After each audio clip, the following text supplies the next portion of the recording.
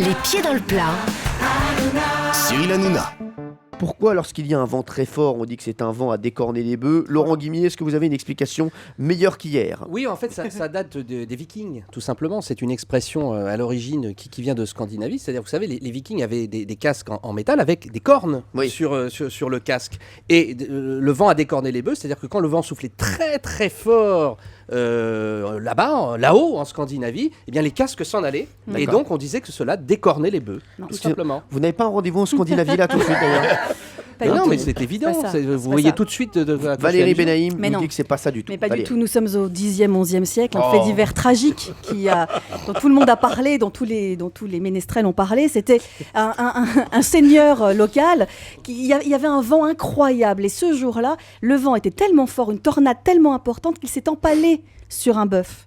Et du coup... Évidemment, tout le monde en a parlé, c'était un fait divers terrible. Oui. Et du coup, lorsque le vent soufflait terriblement, on a donné l'expression « vent à décorner les bœufs » parce que si on sortait, on risquait de se faire encorner par le bœuf. Vous voyez ? Par le bœuf. Par le bœuf. Par le bœuf. Exactement, on se fait encorner par le bœuf. Oui. C'est les Français du XIe siècle. Franck le bœuf. Franck Le Bœuf, qu'on connaît tous. Merci Valérie Benaïm en tout cas. Oh le bœuf. C'est vraiment. Merci. Allez déjeuner et mangez du bœuf. On va y aller.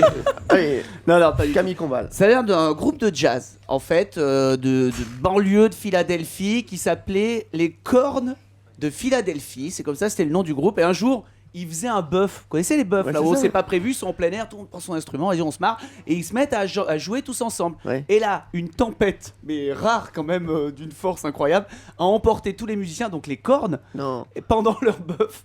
Et du coup, c'est devenu les cornes du bœuf. Voilà. C'est une très très bonne explication, Léo. Ça allait en mourant. Ça allait lentement en mourant. Il faudrait qu'il arrête de boire. Oui. Voilà, Camille Combal que vous retrouverez bien sûr à la Compta. D'Europe 1 en début d'après-midi. Voilà, merci. Jean-Reno, est-ce que vous avez une idée? Est-ce que c'est à cause de la Camargue, parce qu'il y a beaucoup de vent, le Mistral, et que peut-être les vachettes disparaissent et réapparaissent, parce que en mai, quand elles ont les petits, il y a beaucoup de Mistral, elles se cachent, elles cachent les petits, je sais pas. Et qu'on peut confondre la vachette avec le veau. C'est peut-être à cause d'Interville.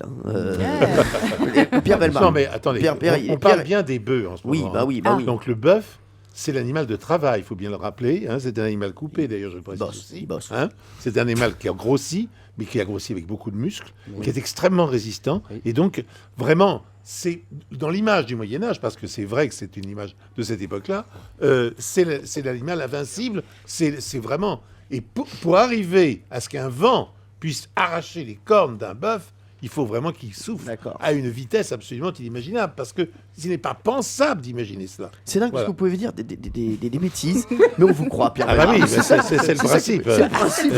Alors, je vais vous donner... C'est la pire connerie dite extrêmement sérieusement. Je vais vous donner l'explication. Cette expression vient des éleveurs. Lorsqu'ils sont parqués dans une étable, les bovins sont susceptibles de se blesser mutuellement avec leurs cornes et d'être gênés pour accéder à leur nourriture. Pour leur éviter ça, il faut donc les écorner. Mais cette opération, qui se pratique alors que les animaux sont en liberté dans les champs, provoque des saignements qui attirent les mouches et autres insectes en grande quantité, ce qui n'est pas très recommandé pour les plaies. C'est pourquoi les paysans préfèrent écorner les bœufs les jours de grand vent, car il n'y a pas d'insectes dans l'air et que les plaies sèchent plus vite. Voilà, vous me demandez, et je vous donne l'explication. Europe 1, les pieds dans le plat. Tous les jours, 10h30, 12h30. Cyril Hanouna.